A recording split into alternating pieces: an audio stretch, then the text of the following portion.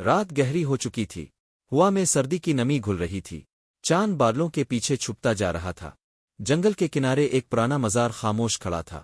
مزار کے صحن میں ایک بوڑھا شخص بیٹھا تھا، داڑھی برف جیسی سفید، چہرے پر نور اور سکون۔ لوگ اسے نیک بابا کہتے تھے اس کے دعا مانگنے سے بیمار ٹھیک ہو جاتے ہیں۔ لیکن اس رات نیک بابا کے دل میں ایک عجیب بے چینی تھی۔ ہاتھوں میں تسبیح تھی مگر دل کام رہا تھا۔ آنکھوں کے سامنے وہ چہرہ بار بار آ رہا تھا، ایک لڑکی کا چہرہ جو کچھ دن پہلے مزار پر آئی تھی۔ وہ لڑکی چادر میں لپٹی ہوئی تھی، آواز بھاری تھی مگر لہجے میں درد چھپا تھا۔ اس نے کہا تھا، بابا میں گناہ میں ڈوب گئی ہوں، مجھے بچا لیجئے، میرے دل کو سکون نہیں ملتا۔ نیک بابا نے آنکھیں بند کر کے کہا، توبہ کے دروازے کبھی بند نہیں ہوتے بیٹی، اللہ کے کرم سے کوئی بھی لوٹ سکتا ہے۔ لڑکی کے آنسو مٹی میں جذب ہو گئے۔ اس رات وہ بہت دیر تک مزار کے گوشے میں بیٹھی رہی۔ ہوا میں اگر بتوں کی خوشبو پھیل رہی تھی، چاندنی نے اس کے چہرے کو چھو کر کچھ لمحوں کے لیے روشن کر دیا، اور نیک بابا نے پہلی بار محسوس کیا اس کی آنکھوں میں درد کے ساتھ کچھ اور بھی تھا، ایک خوف، ایک راز جو اس کے الفاظ کے پیچھے چھپا ہوا تھا۔ اگلے دن جب نیک بابا فجر کے بعد مزار سے باہر نکلے، انہوں نے مٹی پر پاؤں کے نشانات دیکھے۔ وہ لڑکی دوبارہ آئی تھی، لیکن اس بار اس نے دروازے پر خون کے چھینٹے چھوڑے تھے۔ نیک بابا کا دل کانپ اٹھا۔ انہوں نے اطراف میں دیکھا، ہوا ساکت تھی، درخت خاموش، اور مزار کے دروازے پر ایک پرچی لگی تھی۔ کاغذ پر کانپتے ہاتھوں سے لکھا تھا، بابا میں نے اپنے گناہ کا کفارہ ادا کر دیا ہے، اب مجھے معاف کر دیجیے۔ نیک بابا نے پرچی اپنے سینے سے لگا لی، ان کی آنکھوں میں آنسو آ گئے، لیکن اسی لمحے ایک سایہ ان کے پیچھے سے گزرا۔ ایسا لگا جیسے کوئی سانسوں کے بہت قریب آ کر رک گیا ہو۔ ہوا ٹھنڈی پڑ گئی، چراغ کی لو لرزنے لگی، اور نیک بابا نے آہستہ سے مڑ کر دیکھا۔ دروازے پر وہی لڑکی کھڑی تھی، مگر اس کی آنکھوں میں زندگی نہیں تھی۔ اس کے ہاتھ میں وہی خون لگا ہوا کپڑا تھا، چہرے پر خاموشی تھی مگر ہونٹ ہل رہے تھے۔ بابا میں لوٹ آئی ہوں، میری توبہ قبول ہوئی، میں ابھی بھی گناہ میں ہوں۔ نیک بابا پیچھے ہٹ گئے، ان کا دل دھڑکنے لگا، ان کی سانسیں بھاری ہو گئیں۔ چاندنی اب سرخ ہو چکی تھی، ہوا میں وہی اگر بتوں کی خوشبو تھی، مگر اب اس میں خون کی باو بھی گھل چکی تھی۔ نیک بابا کے قدم زمین میں جیسے دھنس گئے، ان کی نظریں اس لڑکی کے چہرے پر جم گئیں۔ وہی چہرہ، وہی چادر، مگر آنکھوں میں اب ایک غیر انسانی خالی پن تھا۔ ہونٹ ہل رہے تھے مگر آواز مدھم تھی، جیسے کسی گہرے غار سے کوئی پکار آ رہی ہو۔ بابا میں لوٹ آئی ہوں، میری توبہ قبول ہوئی، میں ابھی بھی گناہ میں ہوں۔ نیک بابا کا جسم کپکپانے لگا، ان کے ہاتھ میں تسبیح گر پڑی۔ وہ پیچھے ہٹے مگر لڑکی کا سایہ آگے بڑھتا گیا۔ ہوا میں ایک لرزتی ہوئی سردی پھیل گئی، چراغ بجھنے کے قریب تھا۔ نیک بابا نے بمشکل آواز نکالی، بیٹی تم زندہ ہو آ۔ الفاظ ان کے لڈوں پر جم گئے۔ لڑکی نے آہستہ سے اپنا ہاتھ اٹھایا، اور کپڑا ان کے قدموں پر پھینک دیا، خون سے بھیگا ہوا کپڑا جس سے اب بھی باو اٹھ رہی تھی۔ نیک بابا کے دل نے ایک جھٹکا کھایا، انہوں نے کپڑے کی تہہ کھولی، اندر ایک چھوٹا سا سونا کا تعویذ رکھا تھا۔ تعویذ پر کسی کا نام کندا تھا، ریحان۔ نیک بابا کی سانس رک گئی، وہ نام ان کے ماضی کی گہرائیوں سے الفابے رایا۔ ریحان ان کا بیٹا، وہی بیٹا جو 10 سال پہلے ایک طوفانی رات کو لاپتہ ہوا تھا۔ ان کے قدم ڈگمگا گئے۔ لڑکی خاموش کھڑی دیکھتی رہی، چاندنی میں اس کی آنکھیں نمی سے چمک رہی تھیں۔ بابا وہ آہستہ سے بولی، یہ تعویذ میں نے ایک قبر کے پاس آیا، اور قبر پر آپ کے بیٹے کا نام لکھا تھا۔ نیک بابا کے لب کپکپا گئے، میرا بیٹا، مگر وہ تو شہر گیا تھا علم حاصل کرنے۔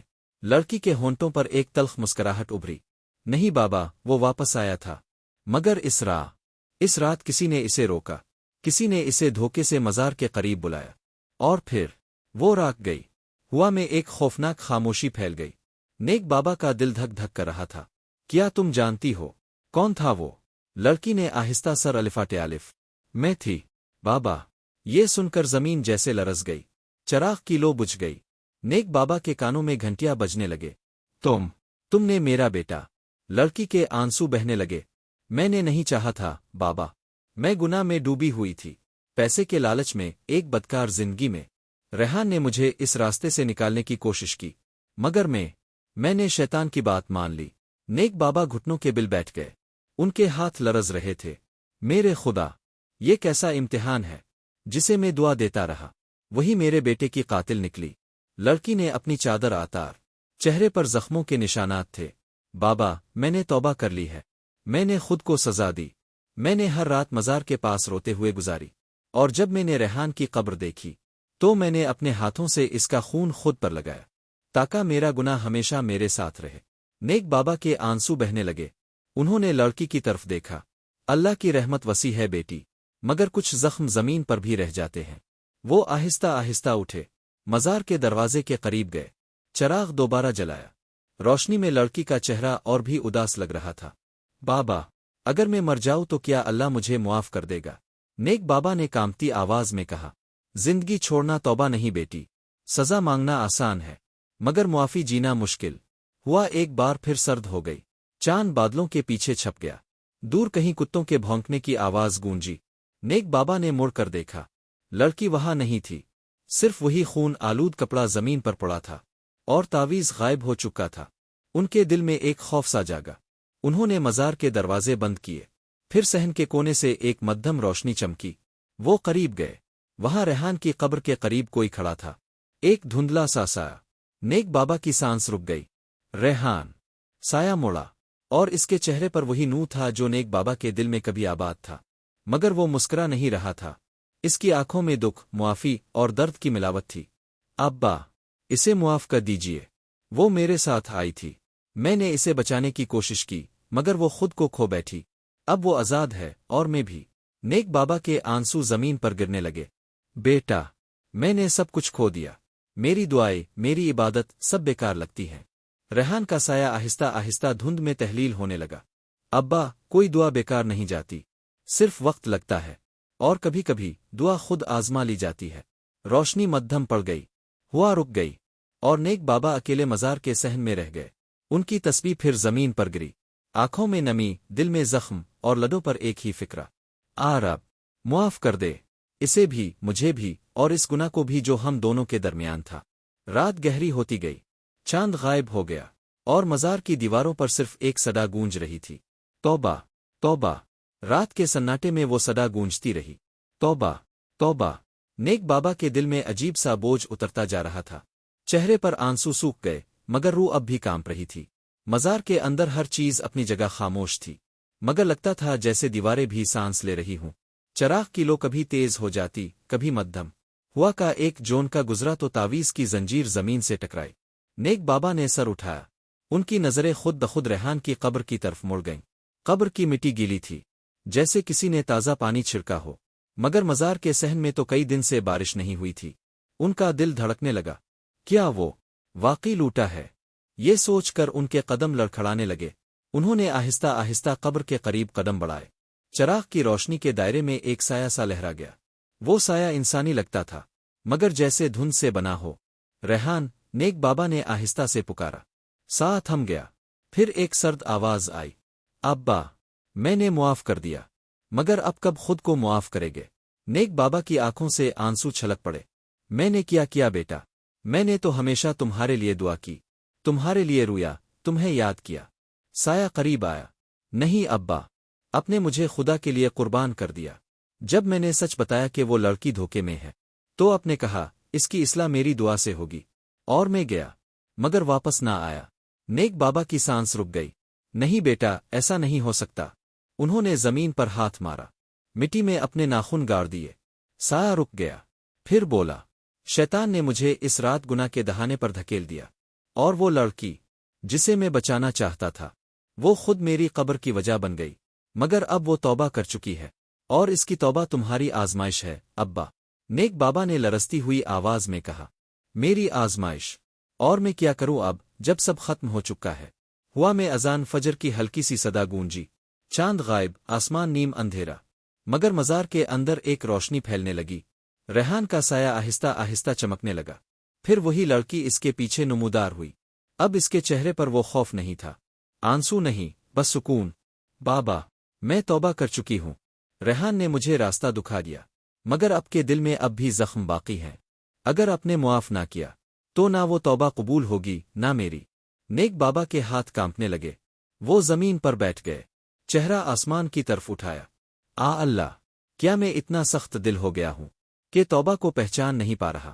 اچانک زمین کے نیچے سے ایک ہلکی سی گرج سنائی دی، مزار کے ستون ہلنے لگے، چراغ بجھ گیا، ہوا میں اگر بتوں کی خوشبو تیز ہو گئی۔ ریحان کا سایہ اور لڑکی ایک دوسرے کے قریب آئے۔ ان دونوں کے چہروں پر روشنی کی چمک پھیلنے لگی۔ نیک بابا نے اپنے ہاتھ اٹھائے۔ میں معاف کرتا ہوں، اللہ کے نام پر میں تم دونوں کو معاف کرتا ہوں۔ یہ کہتے ہی ایک زوردار روشنی پھیلی۔ مزار کی چھت سے نور کی کرنیں اترنے لگے۔ ریحان کا سایہ مسکرا کر غائب ہو گیا۔ لڑکی کے چہرے پر آنسو تھے، مگر ہونٹوں پر شکر کا کلمہ۔ ہوا ایک دم رک گئی۔ خاموشی چھا گئی۔ صرف نیک بابا کے دل کی دھڑکن باقی تھی۔ انہوں نے گردن جھکائی۔ میرا بیٹا، میرا دل، تو نے مجھے پھر زندہ کر دیا۔ لیکن اس لمحے ان کے پیچھے سے ایک سرسراہٹ ابھری، جیسے کوئی نرمی سے مزار کے دروازے کو چھو رہا ہو۔ نیک بابا نے پلٹ کر دیکھا۔ دروازے پر ایک اجنبی کھڑا تھا، لمبی داڑھی، چہرے پر نقاب، ہاتھ میں وہی تعویذ۔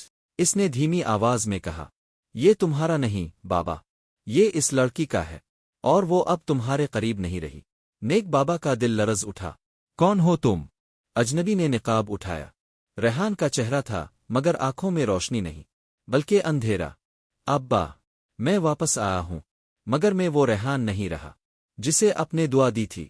میں وہ ہوں جو توبہ کے بعد بھی چین نہیں پا سکا۔ نیک بابا پیچھے ہٹے۔ ان کے ارد گرد ہوا بھاری ہو گئی۔ چراغ خود بخود جل اٹھا، اور مزار کے در و دیوار سے سرگوشیاں آنے لگے۔ گناہ کبھی مر نہیں جاتا، وہ بس روپ بدل لیتا ہے۔ ریحان کا سایہ ان کے قریب آیا۔ ابا، اگر واقعی معافی چاہتے ہو تو اس مزار کو چھوڑ دو۔ یہ اب عبادت کی جگہ نہیں رہی، یہ توبہ اور گناہ کے بیچ کی دیوار بن چکی ہے۔ نیک بابا کی آنکھوں سے آنسو بہنے لگے۔ میں کہاں جاؤں؟ یہی تو میرا گھر، میرا رب کا راستہ ہے۔ ریحان کے ہونٹوں پر اداس مسکراہٹ آئی۔ رب ہر جگہ ہے ابا، مگر کبھی کبھی گناہ کی سرزمین پر توبہ کا بیج نہیں اگتا۔ ہوا کا ایک تیز اون کا آیا۔ چراغ بجھ گیا۔ ریحان غائب ہو گیا، صرف تعویذ زمین پر رہ گیا۔ نیک بابا نے اسے اٹھایا، سینے سے لگایا، اور آسمان کی طرف دیکھا۔ آنسو بہتے رہے۔ دل سے ایک صدا نکلی، اے رب، اگر یہ تیری آزمائش ہے تو میں ہارنے کے لیے تیار ہوں، بس میری توبہ قبول کر لے۔ اور اسی لمحے مزار کے اندر سے ایک نور کی لہر اٹھی۔ ہوا رک گئی۔ دروازے خود بخود بند ہو گئے، اور باہر صبح کا اجالا پھیل گیا۔ لیکن مزار کے اندر نیک بابا کا وجود کہیں نظر نہیں آ رہا تھا، صرف زمین پر تسبیح اور ایک پرچی جس پر لکھا تھا، توبہ قبول ہوئی، مگر قیمت کے بغیر نہیں۔ مزار کے باہر سورج کی پہلی کرن نمودار ہوئی۔ پہاڑوں کے پیچھے سے روشنی نے آہستہ آہستہ اندھیروں کو چیرنا شروع کیا۔ ہوا میں پرندوں کی ہلکی ہلکی چہچہی گونجی، مگر مزار کے اندر اب بھی خاموشی گہری تھی، ایسی خاموشی جیسے وقت خود رک گیا ہو۔ لوگ صبح کی دعا کے لیے آئے۔ دروازہ بند تھا۔ انہوں نے آواز دی، بابا، نیک بابا۔ کوئی جواب نہیں ملا۔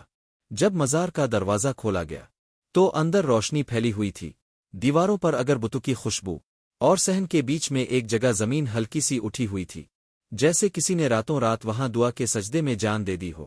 زمین پر وہی تسبیح پڑی تھی جو نیک بابا ہر وقت اپنے ہاتھوں میں رکھتے تھے، ساتھ ہی وہ تعویذ بھی تھا جس پر اب نیا لفظ کندہ تھا، قبولیت۔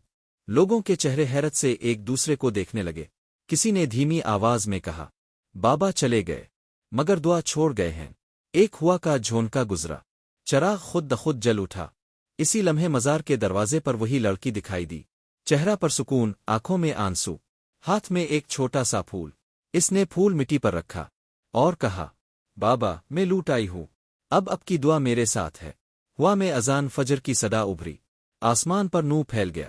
ریحان کا نام قبر کی مٹی پر چمکنے لگا، اور نیک بابا کی آواز کہیں دور سے سنائی دی، گناہ کا راستہ ختم نہیں ہوتا، بس توبہ کا چراغ اسے روشن کر دیتا ہے۔